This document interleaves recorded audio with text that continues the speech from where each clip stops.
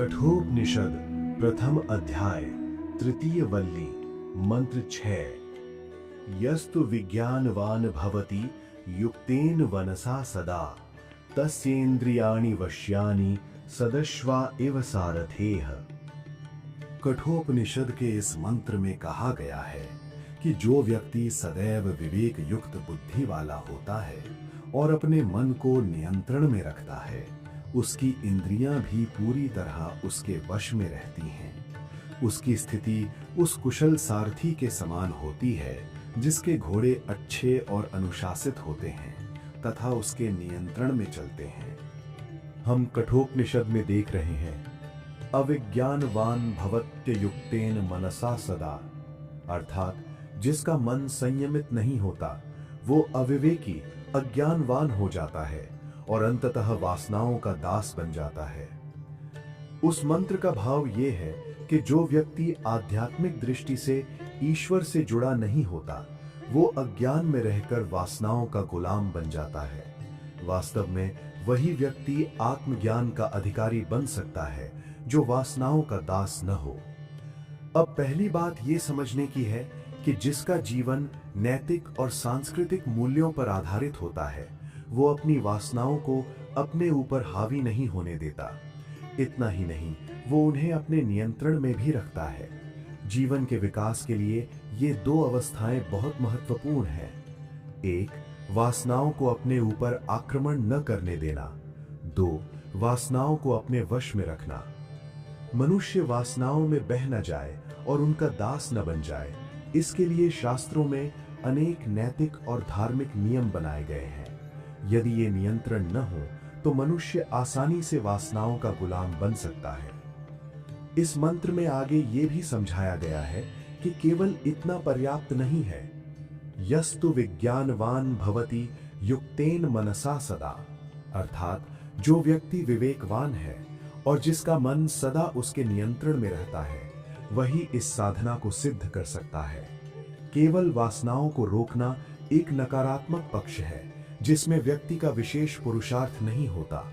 इसलिए इस मंत्र में उपनिषद मनुष्य को विवेकवान बनने की प्रेरणा देता है ताकि वो सचेत रूप से अपने जीवन को सही दिशा में आगे बढ़ा सके। अब हमारे मन में ये प्रश्न उठ सकता है कि यहाँ किस प्रकार के विज्ञान की बात की जा रही है। ये विज्ञान मुख्य रूप से दो प्रकार का बताया गया है।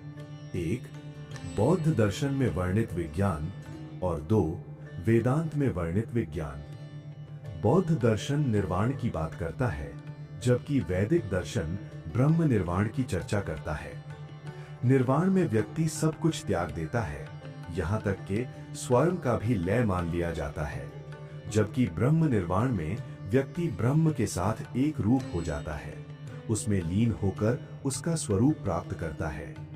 दूसरे शब्दों में निर्वाण में व्यक्ति के पूर्ण लोक की कल्पना की जाती है, जबकि ब्रह्म निर्वाण में वह परम सत्य में मिलकर तद्रूप हो जाता है। इसीलिए इन दोनों में मूलभूत अंतर माना गया है। भगवद गीता के दूसरे अध्याय में ब्रह्म निर्वाण शब्द का ही प्रयोग किया गया है, निर्वाण का नहीं। इसका अर्थ ये नहीं है कि निर्वाण को मानने वाले लोग विवेकवान नहीं होते, वे भी ज्ञानवान होते हैं, लेकिन वे युक्त मन वाले नहीं होते, अर्थात उनका मन किसी एक सत्य या तत्व से स्थिर रूप से जुड़ा नहीं होता। इसका कारण ये है कि वे सब कुछ शून्य है ऐसी स्थिति को स्वीकार कर लेते हैं। युक्त मनसा सदा का अर्थ ये है कि कुछ दर्शन ऐसे होते हैं जिनमें मन किसी परम तत्व से जुड़ा रहता है और कुछ ऐसे भी होते हैं जिनमें ये जुड़ाव नहीं होता। उपनिषद का आग्रह उसी तत्व ज्ञान पर है जिसमें ये जुड़ाव बना रहे। इसी कारण हमारे यहाँ तत्वज्ञानी लोग भी सगुण उपासना और मूर्ति पूजा करते रहे हैं। ये एक रोचक प्रश्न है कि जब मनुष्य ऊंचे तत्वज्ञान तक पहुंचता है तब भी वह सगुण उपासना और मूर्ति पूजा से क्यों जुड़ा रहता है। जैसे जैसे मनुष्य ऊपर उठता है वैसे वैसे उसे मूर्ति पूजा में भ्रम जैसा लग सकता है। शास्त्रों में कहा गया है अतस्मिन् तद्बुद्धिर अविद्या, अर्थात जो वास्तव में नहीं है उसे मान लेना अज्ञान है। उसी प्रकार अतस्मिन् तद्बुद्धिर उपासना, जो वास्तव में नहीं है उसे मानकर साधना करना उपासना कहलाती है। फिर भी जिन लोगों ने इस प्रकार का विश्लेषण किया है वे स्वयं भी उपासक रहे हैं। वे सगुण उपासना और मूर्ति पूजा करते रहे हैं। इसका महत्वपूर्ण कारण ये है कि हमारे यहाँ किसी भी आध्यात्मिक अवस्था में पहुंच जाने पर भी व्यक्ति मूर्ति पूजा को नहीं छोड़ता। कुछ लोग ये कहते हैं कि मूर्ति पूजा केवल एक सीढ़ी यानी स्टेपिंग स्टोन है और एक निश्चित अवस्था के बाद इसकी आवश्यकता नहीं रहती। लेकिन ऐसा कहने वाले वास्तव में तत्व ज्ञान को सही रूप में नहीं समझ पाए हैं। जीवन का अंतिम लक्ष्य जहां पूर्णता का अनुभव होता है वहां तक पहुंचने के लिए भी साधक को प्रतिदिन मूर्ति पूजा की आवश्यकता होती है। महान ऋषि जैसे वशिष्ठ और याज्ञवल्क्य को भी सगुण से निर्गुण की ओर बढ़ना पड़ा होगा। इसलिए ये कहना कि पहले सगुण उपासना थी अब उसकी आवश्यकता नहीं है सही नहीं है। जो लोग ऐसा कहते हैं वे केवल सैद्धांतिक यानी केवल बुद्धि तक सीमित ज्ञान रखते हैं। वे स्वयं साधना में प्रवृत्त नहीं होते, इसलिए उन्हें साधना के व्यवहारिक पक्ष और उसकी कठिनाइयों का वास्तविक अनुभव नहीं होता। युक्तेन मनसा सदा का अर्थ है जो व्यक्ति ईश्वर तत्व, आत्म तत्व या दिव्य ब्रह्म तत्व से सदा जुड़ा रहता है वही वास्तव में विज्ञानवान बनता है, और जो विज्ञानवान हो जाता है वही आत्मज्ञान का अधिकारी होता है। उपनिषद में विज्ञानवान शब्द का प्रयोग इसी अर्थ में किया गया है। विज्ञान क्या है इसका विस्तार आगे बताया गया है। विज्ञानवान व्यक्तियों के भी दो प्रकार बताए गए हैं। पहला प्रकार उन लोगों का है जो बौद्ध दर्शन के अनुसार इस जगत को त्याग कर अर्थात उसे छोड़कर निर्वाण की अवस्था तक पहुंचते हैं। गौतम बुद्ध जैसे अनेक दार्शनिक इसी निर्वाण की बात करते हैं। दूसरा प्रकार उन लोगों का है जो ब्रह्म निर्वाण की बात करते हैं। ये वेदांत दर्शन का मार्ग है। वेदों का लक्ष्य यही ब्रह्म निर्वाण है, जिसमें मनुष्य उच्चतम तत्वज्ञान तक पहुंचने के बाद भी सगुण उपासना से जुड़ा रहता है। वो सगुण उपासना को केवल कल्पना नहीं मानता, बल्कि उसे वास्तविक और आवश्यक मानता है। यहाँ मानना शब्द केवल समझाने के लिए प्रयोग किया गया है। इसका ये अर्थ नहीं है कि मूर्ति पूजा केवल कल्पना मात्र है या उसकी आवश्यकता नहीं है। वास्तव में सगुण उपासना और मूर्ति पूजा हर अवस्था में आवश्यक मानी गई है। तत्व ज्ञान के क्षेत्र में भी दो भेद बताए गए हैं। एक वो जिसमें व्यक्ति वासनाओं और विकारों से रहित होकर अहंकार छोड़कर शांत अवस्था को प्राप्त करता है और उसी को अंतिम सत्य मान लेता है। लेकिन ये स्थिति युक्त मन की नहीं मानी जाती, क्योंकि युक्त का अर्थ है किसी परम तत्व से जुड़े रहना, जबकि यहाँ व्यक्ति जुड़ता नहीं बल्कि अपने अस्तित्व को ही समाप्त मान लेता है। ये बात उपनिषद या गीता के ब्रह्म निर्वाण के आग्रह के आधार पर नहीं बल्कि उनके वास्तविक अभिप्राय को स्पष्ट करने के लिए कही गई है। तत्व ज्ञान में अयुक्त मन और युक्त मन ये दो अलग अवस्थाएं हैं। इसी कारण निर्वाण और ब्रह्म निर्वाण में अंतर बताया गया है। ऐसा प्रतीत होता है कि यमराज के अनुसार केवल निर्वाण की अवस्था प्राप्त कर लेने वाले व्यक्ति अनिवार्य रूप से आत्मज्ञान के अधिकारी नहीं बनते। फिर भी निर्वाण को मानने वाले लोग महान होते हैं, इसमें कोई संदेह नहीं है, क्योंकि वासना रहित व्यक्ति संसार में महान माना ही जाता है। कुछ दर्शन जैसे योगाचार, सौंत्रांतिक और वैभाषिक आदि मनुष्य को अभाव यानी नकारात्मक स्थिति की ओर ले जाते हैं, जहां सब कुछ समाप्त हो जाता है और आगे कुछ शेष नहीं रहता। लेकिन केवल मैं का समाप्त हो जाना ही मुक्ति नहीं है। वास्तविक मुक्ति तो तब है जब मनुष्य अपने मैं को सही रूप में संभाल कर उसे सही दिशा में उपयोग कर सके। हमारे पूरे तत्व ज्ञान में विरक्ति शब्द का अभाव नहीं है, लेकिन विशेष रूप से संन्यास शब्द पर अधिक बल दिया गया है। संन्यास का अर्थ है सम्यक न्यास, अर्थात अपने मैं और अपनी बुद्धि को सही स्थान पर स्थापित करना। इसके विपरीत वो स्थिति जिसमें मैं भी समाप्त हो जाए और वासनाओं का आधार भी मिट जाए, ऐसी निर्वाण की अवस्था संन्यास के अर्थ में शामिल नहीं है। निर्वाण और संन्यास के बीच जो अंतर है वही अयुक्त और युक्त के अंतर में समाहित है। निर्वाण का तत्व ज्ञान जुड़ाव वाला नहीं है, लेकिन उसमें इंद्रियां नियंत्रण में होती हैं। तस्य इंद्रियाणि वश्यानि। जो तत्व ज्ञान जुड़ाव वाला है उसमें व्यक्ति इंद्रियों को तुच्छ नहीं मानता, बल्कि उन पर सवार होकर उन्हें नियंत्रित करता है। फिर भी इंद्रियां उसे उच्छृंखल घोड़ों की तरह भटका नहीं पाती। इसलिए यहाँ सदश्व अर्थात अच्छे प्रशिक्षित घोड़ों का उदाहरण दिया गया है। जैसे अमरनाथ, केदारनाथ या बद्रीनाथ की यात्रा में जब लोग पहाड़ों पर चढ़ने के लिए घोड़े पर बैठते हैं, तो घोड़े का मालिक उन्हें आश्वस्त करता है, आप चिंता न करें, घोड़ा खुद गिर भी जाए तो आपको नहीं गिरने देगा। उसी प्रकार उपनिषद समझाता है कि प्रशिक्षित इंद्रियां मनुष्य को नुकसान नहीं पहुंचाती। वे इतनी अच्छी तरह साधी हुई होती हैं कि साधक को कष्ट नहीं देती। इसके विपरीत यदि इंद्रियां अनियंत्रित हों तो वे उग्र घोड़ों की तरह खतरनाक बन जाती हैं। जैसे कोई घोड़ा उग्र हो तो उसका मालिक पहले ही सावधान कर देता है कि सावधानी से बैठना, यदि कुछ हुआ तो हम जिम्मेदार नहीं होंगे। इसी प्रकार अनियंत्रित इंद्रियां मनुष्य को भटका सकती हैं और संकट में डाल सकती हैं। इस मंत्र में विज्ञानवान शब्द आया है। यहां विज्ञान का अर्थ है विशेष ज्ञान। लेकिन यह प्रश्न उठता है कि वास्तव में ज्ञानी या विज्ञानवान कौन है? क्या वो व्यक्ति जो विदेश जाकर कोई तकनीकी डिग्री ले आए विज्ञानवान कहलाता है? नहीं। क्या बहुत सारी पुस्तकें पढ़ लेने वाला व्यक्ति विज्ञानवान है? नहीं। कुछ लोगों को पढ़ने का बहुत शौक होता है। वे लगातार पढ़ते रहते हैं, यहां तक कि यात्रा के समय भी वे पुस्तक में ही डूबे रहते हैं। ऐसे लोगों को बुक वर्म कहा जाता है। लेकिन क्या केवल अधिक पढ़ने से कोई विज्ञानवान बन जाता है? इसका उत्तर भी नहीं है। उपनिषद जिस विज्ञानवान शब्द का यहां प्रयोग करता है वो किसी सामान्य स्तर का नहीं, बल्कि एक ऊंची आध्यात्मिक अवस्था को प्राप्त होने के बाद की स्थिति का वर्णन है। जैसे कोई विमान पहले एक निश्चित ऊंचाई तक ऊपर उठता है और फिर आगे तेजी से उड़ान भरता है, उसी प्रकार उपनिषद भी एक ऊंचे आध्यात्मिक स्तर पर पहुंचकर विज्ञानवान का अर्थ समझाता है। उपनिषद के अनुसार जिसने स्वयं को जान लिया वही विज्ञानवान है। विज्ञानवान होना किसी विश्वविद्यालय की डिग्री पाने जैसा नहीं है। उदाहरण के लिए तुकाराम के पास कोई औपचारिक डिग्री नहीं थी। संभव है कि वे किसी विद्यालय में भी न पढ़े हों, फिर भी उनकी अभंग वाणी अत्यंत प्रसिद्ध है। उस समय के कई विद्वान उन्हें अशिक्षित मानकर उनकी आलोचना करते थे और कहते थे कि वे पढ़े लिखे नहीं हैं, इसलिए लिखने लगे। लेकिन आज वही तुकाराम जी के अभंग विश्वविद्यालयों में पढ़ाए जाते हैं और उन्हें समझना विद्यार्थियों के लिए कठिन होता है।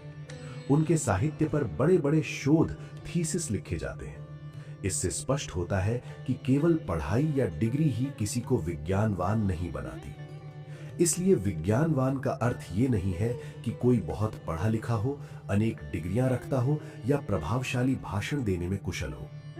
कुछ लोग बहुत सुंदर और प्रभावशाली बोलते हैं, जिससे श्रोता प्रभावित हो जाते हैं, लेकिन ऐसा वाक चातुर्य या बुद्धि का प्रदर्शन विज्ञानवान होने का प्रमाण नहीं है। तो फिर उपनिषद विज्ञानवान से क्या अपेक्षा करता है? उसका उत्तर है जिसने आत्मचिंतन किया हो, जिसने अपने वास्तविक स्वरूप को पहचान लिया हो, वही विज्ञानवान है। जो व्यक्ति स्वयं को जान लेता है और भगवान से जुड़ा रहता है, वही सच्चे अर्थों में विज्ञानवान कहलाता है। मनुष्य को सबसे पहले ये जानना चाहिए कि मैं कौन हूं और मेरी शक्ति कितनी है। हर व्यक्ति को ये समझना आवश्यक है कि वो किस स्तर का साधक है और उसकी क्षमता क्या है। हमारे आध्यात्मिक शास्त्रों में गुरु की आवश्यकता इसी कारण बताई गई है, क्योंकि हर प्रकार का तत्व ज्ञान हर व्यक्ति के लिए उपयुक्त नहीं होता। जैसे दूध पाक अच्छा होता है, लेकिन यदि कोई व्यक्ति टाइफाइड से अभी अभी उठा हो तो उसके लिए वो हानिकारक हो सकता है। यदि वो उसे खा ले तो उसका शरीर उसे पचा नहीं पाएगा और उसकी स्थिति बिगड़ सकती है। इसी प्रकार कई लोग ऐसा आध्यात्मिक ज्ञान पढ़ते और सुनते हैं जिसे वे पचा नहीं पाते। बाहर से लोग उन्हें धार्मिक मानते हैं, लेकिन जो वास्तव में आध्यात्म को समझते हैं वे जानते हैं कि ऐसा व्यक्ति भीतर से कमजोर हो जाता है, मानो जीवित होकर भी निष्प्राण सा हो गया हो। इसलिए मैं कौन हूं और मेरी क्षमता क्या है, ये समझना बहुत जरूरी है। गुरु ही ये सही प्रकार से समझाते हैं। वे बताते हैं तुम इस स्तर पर हो, पहले इतना साधन करो, फिर आगे का मार्ग बताऊंगा। गुरु पर बहुत बड़ी जिम्मेदारी होती है, इसलिए सच्चे गुरु तुरंत किसी को शिष्य नहीं बनाते। यदि शिष्य गुरु की बात पूरी तरह ना माने, आधी माने और आधी छोड़ दे, तो उसका परिणाम गलत हो सकता है। उदाहरण के लिए, यदि किसी को पूरी तरह बुराई छोड़नी है, तो प्रारंभ में गुरु उसे धीरे धीरे आगे बढ़ाते हैं। लेकिन यदि वो व्यक्ति आगे चलकर गुरु की पूरी बात ना माने, तो उसका दोष गुरु पर भी आ सकता है। इसी कारण गुरु बिना पूर्ण विश्वास के किसी को शिष्य नहीं बनाते। जब उन्हें यह विश्वास हो जाता है कि शिष्य उनकी बात पूरी निष्ठा से मानेगा, तभी वे उसे स्वीकार करते हैं। आध्यात्मिक मार्ग में व्यक्ति को पहले अपनी स्थिति और शक्ति को पहचानना चाहिए। जैसे व्यावहारिक जीवन में हम अपनी आर्थिक क्षमता देखकर ही कोई वस्तु खरीदते हैं, वैसे ही आध्यात्म में भी अपनी योग्यता को समझना आवश्यक है। उदाहरण के रूप में, यदि कोई साधारण व्यक्ति किसी महंगे बंगले को देखकर उसकी कीमत पूछने लगे, जबकि उसकी क्षमता केवल एक छोटी झोपड़ी खरीदने की हो, तो ये अविवेक होगा। उसे वही देखना चाहिए जो उसकी सामर्थ्य में है। इसी प्रकार आजकल लोग व्यवहार में तो समझदारी रखते हैं, लेकिन आध्यात्म में अविवेक कर बैठते हैं। वे सोचते हैं कि जो भी महान और ऊंचा तत्व ज्ञान है, उसे तुरंत अपना लेना चाहिए, लेकिन यह सही दृष्टिकोण नहीं है। व्यक्ति को यह देखना चाहिए कि उसकी क्षमता कितनी है और वो कितना ज्ञान धारण कर सकता है। अक्सर ऐसा होता है कि महान आचार्यों जैसे आदि शंकराचार्य और गौतम बुद्ध की गूढ़ बातें सामान्य लोग भी दोहराने लगते हैं, बिना उनकी गहराई को समझे। परिणाम ये होता है कि वे अपनी क्षमता से अधिक ऊंचा ज्ञान ग्रहण करने की कोशिश करते हैं, जिसे वे पचा नहीं पाते। इससे वे आध्यात्मिक रूप से आगे बढ़ने के बजाय ठहर जाते हैं और कभी-कभी निष्क्रिय से हो जाते हैं। ये उसी प्रकार है जैसे कोई व्यक्ति ऐसा कपड़ा पहन ले जो उसके माप का ही ना हो। न वो उसमें सहज रह पाता है, न ही उसका सही उपयोग कर पाता है। इसलिए आध्यात्मिक मार्ग में विवेक पूर्वक अपनी क्षमता के अनुसार ही आगे बढ़ना चाहिए। जैसे व्यावहारिक जीवन में हम ये समझते हैं कि कोई महंगा और सुविधाओं से भरा बंगला भले ही बहुत अच्छा हो, लेकिन यदि हमारी क्षमता उसके अनुरूप नहीं है, तो उसकी कीमत पूछना भी उचित नहीं है। यदि हम अपनी योग्यता से बाहर की चीजों में दखल देंगे, तो लोग हमारा मजाक ही उड़ाएंगे। किसी महंगे बंगले की कीमत वही व्यक्ति पूछ सकता है जिसकी हैसियत उसके योग्य हो। समझदार व्यक्ति वही है जो अपनी सीमा को पहचान कर ही कदम उठाए। व्यवहार में तो मनुष्य इतना विवेक रखता है कि मैं कौन हूं और मेरी क्षमता कितनी है, ये समझता है, लेकिन आध्यात्मिक क्षेत्र में वो यही विवेक नहीं रखता, जबकि यहाँ इसकी सबसे अधिक आवश्यकता है। यदि ये विवेक हो तो मनुष्य धीरे धीरे क्रमबद्ध तरीके से आगे बढ़ सकता है। सबसे पहले मनुष्य को ये समझना चाहिए कि मैं कौन हूं। इसके बाद उसे ये विचार करना चाहिए कि मेरी शक्ति कितनी है, मैं पहले कहां था, अब कहां हूं और मेरी स्थिति क्या है। आध्यात्म में मनुष्य स्वयं ही अपना परीक्षक होता है। यहाँ कोई दूसरा व्यक्ति हमारी परीक्षा ले, ये उचित नहीं है। उदाहरण के लिए, यदि कोई व्यक्ति वर्षों से आध्यात्मिक अध्ययन कर रहा हो और कोई उससे पूछे, तुम अभी भी क्रोधित होते हो, तो ऐसा पूछना उचित नहीं है, क्योंकि वो पूछने वाला उसका परीक्षक नहीं है। आध्यात्म में या तो व्यक्ति स्वयं अपनी स्थिति को जान सकता है, या फिर भगवान ही उसके वास्तविक स्तर को जानते हैं। अपने भीतर कितना परिवर्तन आया है, ये निर्णय स्वयं व्यक्ति को ही करना चाहिए। इसीलिए भक्ति और आध्यात्म में मैं कौन हूं, इस प्रश्न पर सबसे पहले विचार करना आवश्यक है। इसके बाद ये समझना चाहिए कि हम किस स्तर पर हैं। क्या हमारा लक्ष्य केवल नैतिक जीवन जीकर भगवान को प्रसन्न करना है? यदि हाँ, तो हमारे लिए तत्व ज्ञान का मार्ग अलग होगा। क्या हमारी इतनी क्षमता है कि हम भगवान के निकट पहुंच सकें? क्या हम उनके द्वार तक जा सकते हैं? क्या हम उनके समीप बैठकर उनसे संवाद कर सकते हैं? या क्या हम इतनी योग्यता रखते हैं कि उनके अत्यंत निकट जाकर आत्मीयता से जुड़ सकें? इन सभी अवस्थाओं को समझना आवश्यक है। ये भक्ति की अलग अलग अवस्थाएं हैं। इनमें से हम किस स्तर पर हैं, ये हर व्यक्ति को स्वयं तय करना चाहिए। यही भक्ति में विवेक कहलाता है। उपनिषद की यही अपेक्षा है कि मनुष्य आध्यात्मिक जीवन में ऐसा विवेक बनाए रखे और उसी के अनुसार आगे बढ़े। मनुष्य को व्यवहारिक जीवन में भी ये समझ लेना चाहिए कि मैं कौन हूँ और मेरी योग्यता कितनी है। जब व्यक्ति अपनी क्षमता को सही ढंग से जान लेता है तो उसे उससे आगे बढ़कर कदम नहीं उठाना चाहिए। यदि कोई हमें अपना मित्र भी मानता हो, तब भी हमें पहले ये तय करना चाहिए कि उसके जीवन के किस क्षेत्र तक हमें बोलने का अधिकार है। यदि हम केवल उसके सामाजिक व्यवहार तक ही सलाह दे सकते हैं, तो हमें उसके पारिवारिक मामलों में हस्तक्षेप नहीं करना चाहिए। यदि वो स्वयं भी पूछे, तो भी हमें विनम्रता से कहना चाहिए कि मैं तुम्हें सामाजिक मामलों में मार्गदर्शन दे सकता हूँ, लेकिन पारिवारिक विषय तुम स्वयं समझो। इस प्रकार हर व्यक्ति को अपने व्यवहार में सीमाएं या मर्यादा बनाए रखनी चाहिए। यदि हम किसी मित्र के पारिवारिक, सामाजिक और धार्मिक तीनों क्षेत्रों में मार्गदर्शन देने योग्य हों, तभी हमें बोलना चाहिए। अन्यथा यदि हम इन तीनों में सक्षम नहीं हैं, तो हमें ये समझ लेना चाहिए कि हमारा संबंध केवल साथ बैठने और सामान्य मेल जोल तक ही सीमित है। इसलिए पारिवारिक, सामाजिक और आध्यात्मिक हर क्षेत्र में व्यवहार विवेक रखना आवश्यक है। जब किसी से परिचय बढ़कर मित्रता में बदल जाए, तब भी हमें ये सोचना चाहिए कि हमारी मर्यादा क्या है और हमें किस सीमा तक बोलना चाहिए। कुछ लोग मानते हैं कि दूसरों के पारिवारिक मामलों में हस्तक्षेप नहीं करना चाहिए। कुछ का विचार होता है कि यदि हम किसी को अच्छी तरह नहीं जानते, तो उसके सामाजिक और धार्मिक मामलों में भी नहीं पड़ना चाहिए। यदि हम किसी के पारिवारिक जीवन में आत्मीयता के कारण उसे सलाह देने की स्थिति में हो, तब भी मर्यादा बनाए रखना जरूरी है। यदि हमें किसी विषय की पूरी समझ न हो, तो उस विषय को छोड़ देना ही उचित है, क्योंकि वो उसका व्यक्तिगत मामला है और वो स्वयं उसे सुलझा सकता है। किसी व्यक्ति के साथ हमारा परिचय नया हो सकता है, लेकिन उसका अपना एक बड़ा सामाजिक दायरा पहले से होता है। उसे अपने समाज, परिवार और व्यवसाय में कैसे व्यवहार करना है, ये उसी का निर्णय है। हमें उसमें अनावश्यक हस्तक्षेप नहीं करना चाहिए।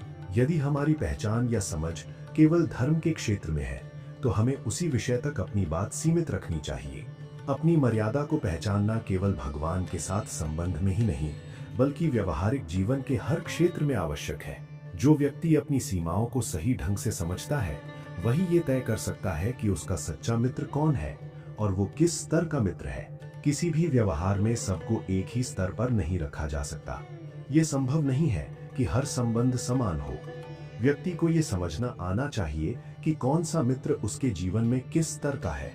मित्रता में भी कुछ मर्यादाएं और सीमाएं होती हैं। यदि किसी व्यक्ति के पारिवारिक, सामाजिक या धार्मिक मामलों में हमें कुछ भी कहने का अधिकार नहीं है, तो हमारे और उसके संबंध की सीमा क्या है? वो केवल इतना ही है कि हम साथ बैठकर सामान्य मेल जोल कर सकते हैं, जैसे साथ बैठकर नाश्ता करना। यदि हम उसके घर जाएं और वो आग्रह से कुछ खिलाए, तो उसे स्वीकार करना ठीक है, क्योंकि हमारी मित्रता की सीमा वहीं तक है। मैं कौन हूँ, ये समझ केवल आध्यात्मिक जीवन में ही नहीं, बल्कि व्यावहारिक जीवन में भी उतनी ही आवश्यक है। ये समझ व्यापार, रिश्तों और मित्रता हर क्षेत्र में जरूरी है। सामान्यतः लोग व्यवहार में कुछ न कुछ विवेक रखते ही हैं। हर व्यक्ति को अपनी सीमाओं का थोड़ा बहुत अंदाजा होता है। फिर भी कुछ लोग दूसरों के जीवन में अनावश्यक हस्तक्षेप करने की कोशिश करते हैं, और जब उन्हें झटका लगता है, तब उन्हें अपनी गलती का एहसास होता है। कई बार हमारे साथ भी ऐसा होता है। हम किसी के जीवन में जरूरत से ज्यादा हस्तक्षेप कर देते हैं और बाद में समझ में आता है कि ऐसा नहीं करना चाहिए था। समझदार व्यक्ति ऐसी स्थिति से पीछे हट जाता है, जबकि अज्ञानी वहीं अटका रहता है। यही दोनों में अंतर है। जो व्यक्ति मैं कौन हूं, इस व्यवहार विवेक को हर जगह समझ लेता है, वही जीवन में आगे बढ़ सकता है। प्राचीन समय के तपोवनों में भी यही शिक्षा दी जाती थी। वहां की शिक्षा केवल ज्ञान देने तक सीमित नहीं थी, बल्कि मनुष्य को सच्चा मनुष्य बनाकर समाज में भेजने का उद्देश्य था। ऐसा व्यक्ति जब किसी से मिलता था, तो वो समझ जाता था कि उस व्यक्ति के साथ उसका संबंध कैसा होना चाहिए और उसे कितनी मर्यादा रखनी चाहिए। वो अपनी सीमा को पहचानता था और उसे पार नहीं करता था। इसी प्रकार भक्ति में भी विवेक आवश्यक है। भक्ति के भी अलग अलग स्तर, अवस्थाएं होती हैं, लेकिन आज हम अक्सर सभी भक्तों को एक ही स्तर का मान लेते हैं। चाहे वे गोकुल की गोपियां हों, नरसिंह मेहता हो, तुकाराम हो, याज्ञवल्क्य हो या पतंजलि, सभी को एक ही श्रेणी में रखना उचित नहीं है। इस प्रकार सब एक समान मान लेना सही दृष्टिकोण नहीं है। हर व्यक्ति और हर साधक का अपना एक अलग स्तर और स्थिति होती है, जिसे समझकर ही आगे बढ़ना चाहिए। जैसे कोई बड़ा सेठ अपने घर में सभी से मिलता है, चाहे वो नौकर ही क्यों ना हो। वो नौकर से भी बात करता है और उसे काम के बारे में समझाता है। जैसे, तुमने कमरा ठीक से साफ नहीं किया, जाओ और सही से साफ करो। लेकिन इसका ये अर्थ नहीं कि नौकर और सेठ का संबंध समान स्तर का है। दोनों के बीच संबंध की एक स्पष्ट सीमा और स्तर होता है। उसी प्रकार मनुष्य को ये समझना चाहिए कि भगवान के साथ उसका संबंध किस स्तर का है। होना, टू बी का अर्थ ही है किसी न किसी से संबंध में होना। भक्ति में भी अलग अलग स्तर होते हैं, लेकिन सामान्य लोग इन भेदों को नहीं समझ पाते। इसलिए वे मान लेते हैं कि जप करने वाले सभी भक्त एक जैसे होते हैं। उदाहरण के रूप में, आज के किसी साधारण जप करने वाले व्यक्ति और याज्ञवल्क्य के जैसे महान ऋषि की भक्ति में स्पष्ट अंतर होता है। एक सामान्य व्यक्ति भले ही निष्पाप होकर केवल जप करता हो, लेकिन इसका यह अर्थ नहीं कि उसकी भक्ति उसी स्तर की है। फिर भी लोग दोनों को एक समान मान लेते हैं, जो सही नहीं है। वास्तव में भक्ति की विभिन्न अवस्थाओं में अंतर होता है, लेकिन आज हम उस अंतर को समझने की क्षमता खो बैठे हैं। इसलिए सबको एक ही स्तर पर रखकर देखना हमारी आदत बन गई है। उपनिषद जब कहता है विज्ञानवान भवति, तो उसका अर्थ यही है कि जिसने मैं कौन हूं इस प्रश्न का सही उत्तर जान लिया, वही विज्ञानवान है।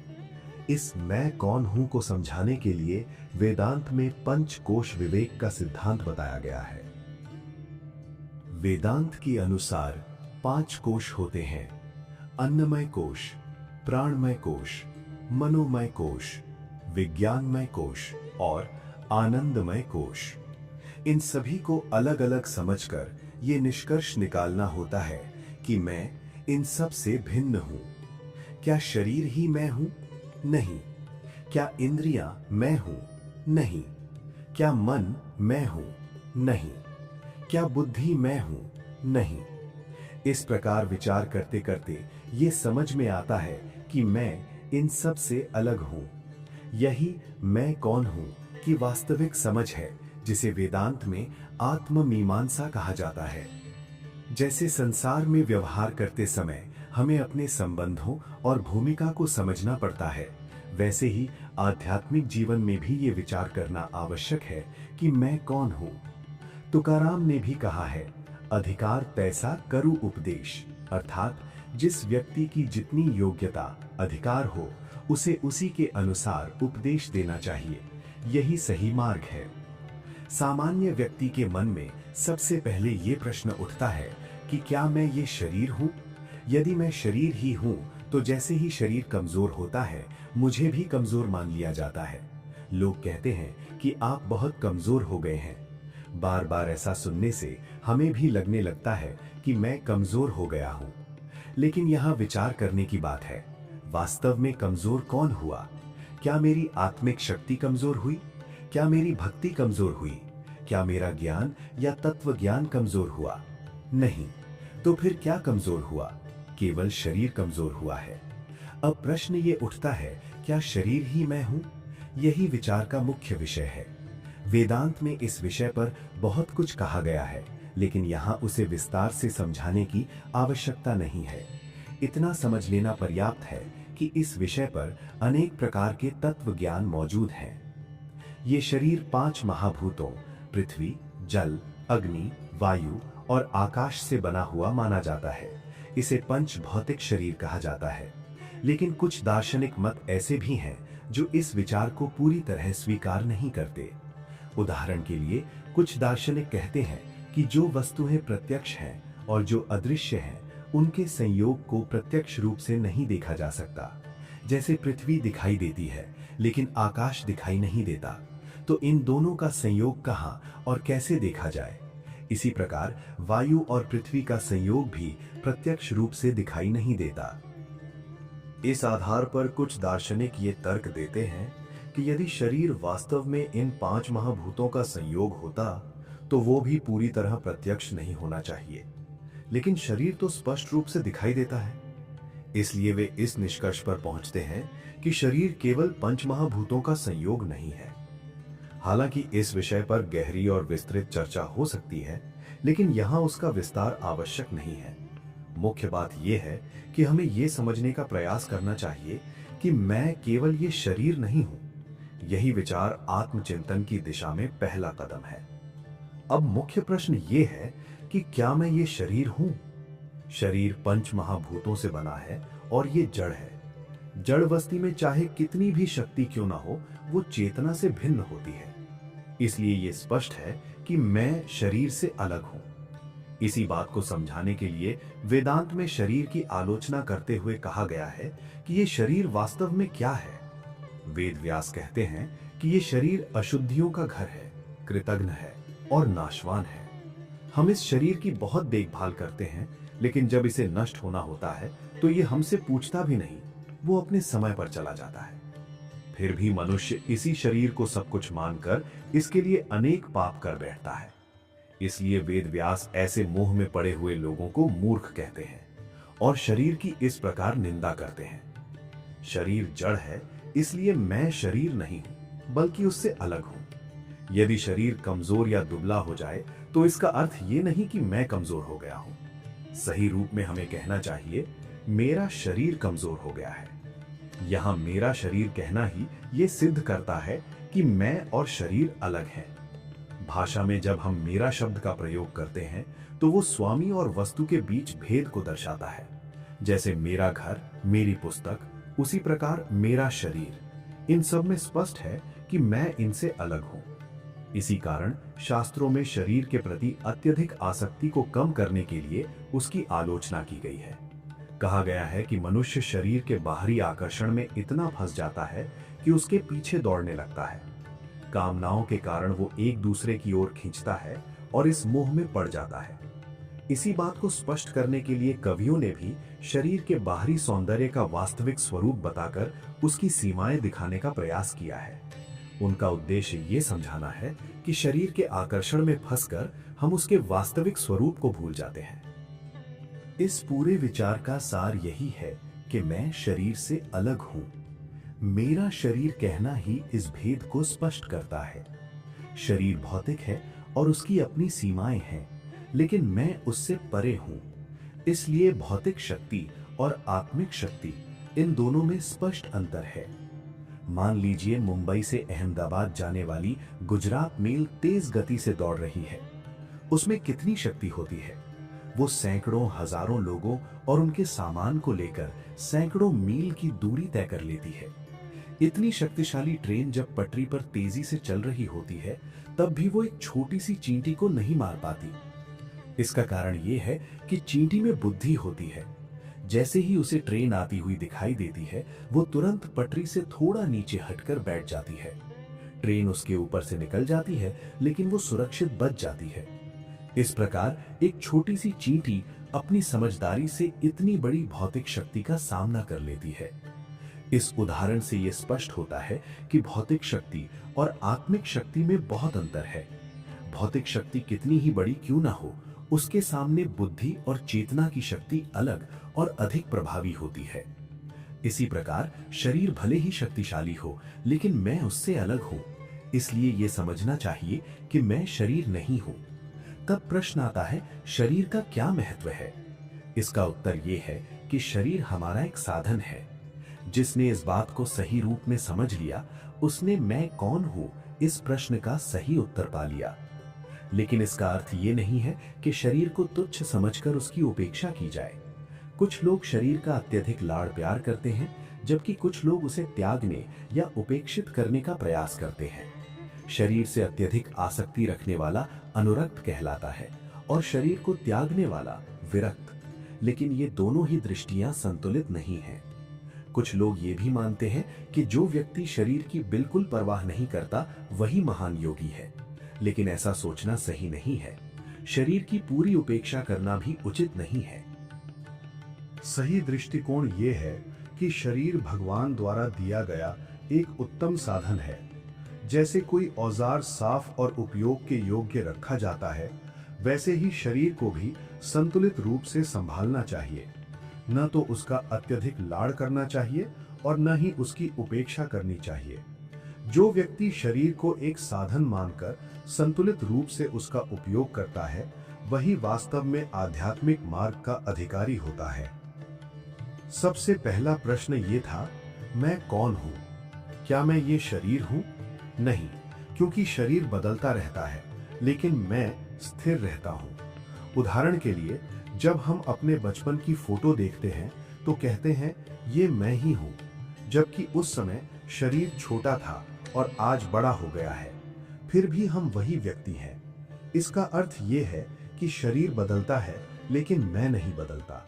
इसलिए ये निश्चित है कि मैं शरीर नहीं हूं, बल्कि शरीर मेरा एक साधन है। इसके बाद दूसरा प्रश्न उठता है, क्या मैं इंद्रियां हूं? इसका उत्तर भी नहीं है। यदि इंद्रियां ही मैं होती, तो जिन लोगों की इंद्रियां कमजोर हो जाती हैं, जैसे कोई अंधा या बहरा हो जाता है, वे जीवित नहीं रह पाते। लेकिन ऐसा नहीं है। इसका मतलब है कि इंद्रियां भी मैं नहीं हैं, बल्कि वे हमारे साधन हैं। इंद्रियों को सही रूप में समझना बहुत आवश्यक है। कुछ लोग इंद्रियों को दबाने का प्रयास करते हैं और उन्हें उनका आवश्यक आहार भी नहीं देते। वहीं कुछ लोग इंद्रियों को इतना अधिक भोग देते हैं कि वे उसी में डूब जाते हैं। दोनों ही स्थितियां गलत हैं। ये ऐसा है जैसे कुछ लोग अपने घोड़ों को भूखा रखकर मार देते हैं और कुछ लोग उन्हें इतना खिलाते हैं कि वे अधिक खाने से ही नष्ट हो जाते हैं। भगवद गीता इन दोनों मार्गों को स्वीकार नहीं करती। गीता का मार्ग संतुलन का मार्ग है। उसमें कहा गया है, युक्ताहार विहारस्य युक्त चेष्टस्य कर्मसु युक्त स्वप्नावबोधस्य योगो भवति दुःखः। अर्थात जो व्यक्ति अपने आहार, व्यवहार, कर्म और सोने जागने में संतुलन रखता है, वही योग के द्वारा दुखों से मुक्त हो सकता है। कुछ लोग इंद्रियों को पूरी तरह दबाकर अत्यधिक उपवास या तप करते हैं और उन्हें पवित्र माना जाता है। लेकिन गीता ऐसे लोगों के बारे में कहती है कि वे अपने शरीर और भीतर स्थित परमात्मा को कष्ट देते हैं, इसलिए उनका मार्ग सही नहीं है। दूसरी ओर, कुछ लोग इंद्रियों को पूरी तरह खुला छोड़ देते हैं। वे केवल भोगों में लगे रहते हैं। वे जीवन भर केवल सुख सुविधाओं और इंद्रिय संतोष में ही लगे रहते हैं। यहाँ तक कि वृद्धावस्था में भी वे इन भोगों को छोड़ नहीं पाते। उन्हें बुढ़ापे का दुख नहीं होता, बल्कि यह दुख होता है कि लोग उन्हें काका कहने लगे हैं। इस प्रकार दोनों ही अतियां, इंद्रियों का दमन और इंद्रियों का अति भोग, गलत है। सही मार्ग वह है जिसमें इंद्रियों का संतुलित और संयमित उपयोग किया जाए। यही वास्तविक साधना का मार्ग है। एक बार एक वृद्ध व्यक्ति बोरीवली स्टेशन से ट्रेन में चढ़ा। ट्रेन में बहुत भीड़ थी। वह अंदर गया तो देखा कि एक कॉलेज जाने वाली युवती बैठी हुई है। उस लड़की ने अपनी सहेलियों से कहा, अरे काका को बैठने की जगह दो। यह सुनकर उस वृद्ध को बहुत झटका लगा। उसने सोचा, आज तक मुझे ऐसा कभी महसूस नहीं हुआ था, लेकिन अब ये जवान लड़कियां मुझे काका कहने लगी हैं। वह मन ही मन सोचने लगा कि मैं रोज आईने में अपने सफेद बाल देखता था, लेकिन उससे मुझे दुख नहीं होता था। चेहरे की झुर्रियां भी दिखाई देती थीं, फिर भी कोई विशेष पीड़ा नहीं हुई। दांत भी गिर गए, तब भी मैंने दुख नहीं माना। लेकिन जब इन सुंदर आंखों वाली युवतियों ने मुझे काका कहकर पुकारा, तब ऐसा लगा मानो मुझ पर वज्रपात हो गया हो। इस उदाहरण से यह समझाया गया है कि कुछ लोग बुढ़ापे में भी इंद्रियों के भोग में लगे रहते हैं, जबकि कुछ लोग इंद्रियों को पूरी तरह दबा देते हैं। जो इंद्रियों को भूखा मारते हैं, उन्हें लोग आध्यात्मिक मान लेते हैं, और जो इंद्रियों को निरंतर भोग देते हैं, उन्हें भौतिकवादी कहा जाता है। लेकिन वास्तव में ये दोनों ही इंद्रियों का सही अर्थ नहीं समझते। सच्चाई यह है कि इंद्रियां मैं नहीं हैं। इंद्रियां तो भगवान तक पहुंचने के साधन हैं। जैसे किसी द्वार के माध्यम से हम भीतर प्रवेश करते हैं, इसलिए उन्हें हरिद्वार कहा गया है। अर्थात भगवान तक पहुंचने का द्वार। आंखों से हम भगवान की झलक देख सकते हैं, उनके सृष्टि सौंदर्य का अनुभव कर सकते हैं। जब हम सही दृष्टि से देखते हैं तो संसार में हर जगह ईश्वर की उपस्थिति का अनुभव होता है। इसलिए ये स्पष्ट है कि इंद्रियां मैं नहीं हैं। यदि इंद्रियां ही मैं होती तो जिनकी इंद्रियां कमजोर हो जाती हैं वे जीवित नहीं रह पाते। लेकिन ऐसा नहीं है। व्यक्ति इंद्रियों के बिना भी जीवित रह सकता है। तो फिर इंद्रियों का क्या उद्देश्य है? इंद्रियां भगवान तक पहुंचने के साधन हैं।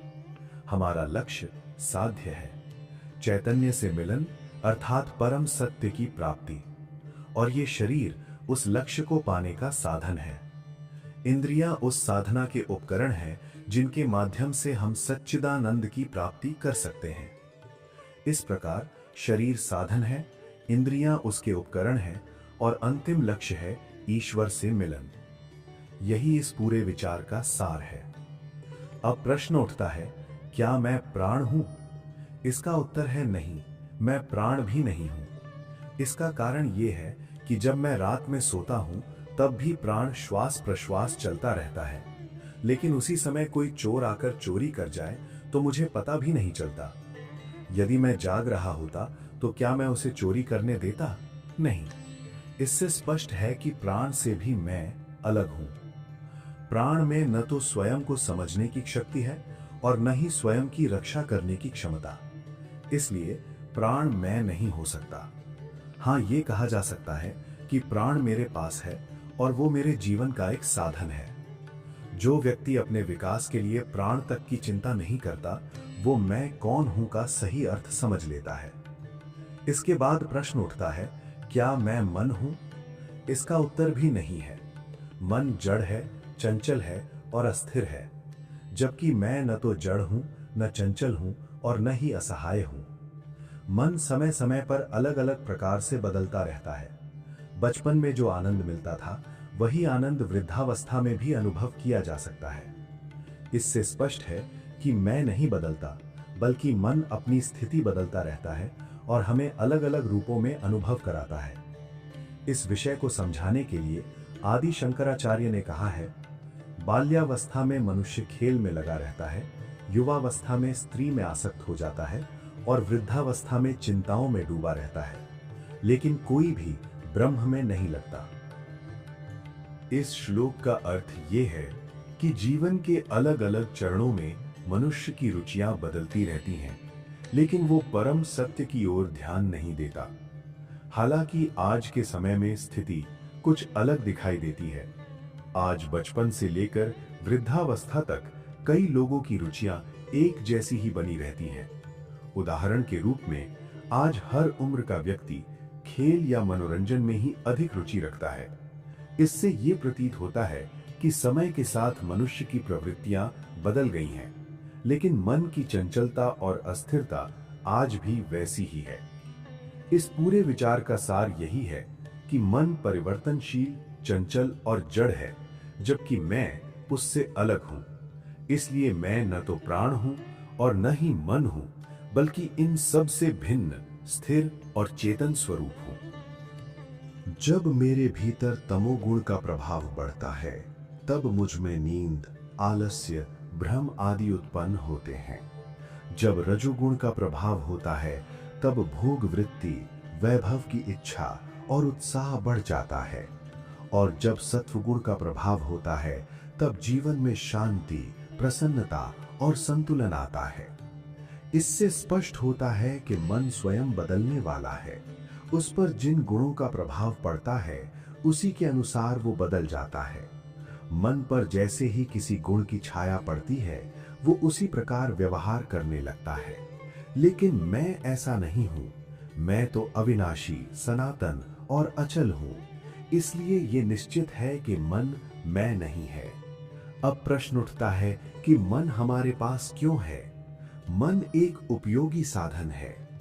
जो व्यक्ति मन के वश में नहीं होता, वही मन को सही प्रकार से समझ सकता है और उसे नियंत्रित कर सकता है।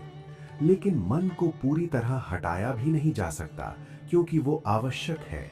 ये स्थिति ऐसी है जैसे कोई सेवक या नौकर बहुत उपयोगी हो, उसके बिना काम नहीं चलता, लेकिन यदि वो मालिक पर हावी हो जाए तो ये खतरनाक हो जाता है। इसलिए मालिक को विवेक से उसके साथ व्यवहार करना पड़ता है, उसे संभालना भी पड़ता है और नियंत्रित भी रखना पड़ता है। मन के साथ भी यही स्थिति है, न तो उसे पूरी तरह छोड़ा जा सकता है और न ही पूरी तरह दबाया जा सकता है। इसलिए संतुलन और विवेक से उसका उपयोग करना चाहिए। शास्त्रों में भी कहा गया है, मनुष्य के बंधन और मोक्ष का कारण मन ही है। अर्थात यदि मन वश में है तो मुक्ति का मार्ग बनता है, और यदि मन अनियंत्रित है तो बंधन उत्पन्न होता है। इसलिए मन एक महत्वपूर्ण साधन है, लेकिन वो मैं नहीं है। इसके बाद प्रश्न आता है, क्या मैं बुद्धि हूं? इसका उत्तर भी नहीं है, क्योंकि जब हम गहरी नींद में होते हैं तब बुद्धि काम नहीं करती। लेकिन क्या उस समय मैं समाप्त हो जाता हूं? नहीं, मैं तब भी मौजूद रहता हूं। इससे स्पष्ट है कि मैं बुद्धि से भी अलग हूं, बल्कि मैं वो हूं जो बुद्धि का उपयोग करता है और उस पर नियंत्रण रख सकता है। इस प्रकार अपने आप को पहचानना, यानी मैं कौन हूं, यही आत्ममीमांसा है। जो व्यक्ति इस प्रकार स्वयं को पहचान लेता है वही आत्मज्ञान का अधिकारी बनता है। संक्षेप में, मैं कौन हूं और मेरी क्षमता कितनी है, ये समझना बहुत महत्वपूर्ण है। भक्ति में भी ये जानना आवश्यक है कि हम कहां तक पहुंच सकते हैं। क्या हम केवल भगवान के द्वार तक जा सकते हैं या उससे आगे भी? मनुष्य को रोज ये विचार करना चाहिए कि मैं कौन हूं, मैं कितना आगे बढ़ा हूं, या कहीं मैं पीछे तो नहीं चला गया। इसके लिए अपनी दैनिक डायरी लिखना उपयोगी होता है। इसमें किसी और की आवश्यकता नहीं होती। एक बात का विशेष ध्यान रखना चाहिए कि हमें दूसरों का मूल्यांकन करने की आदत नहीं डालनी चाहिए।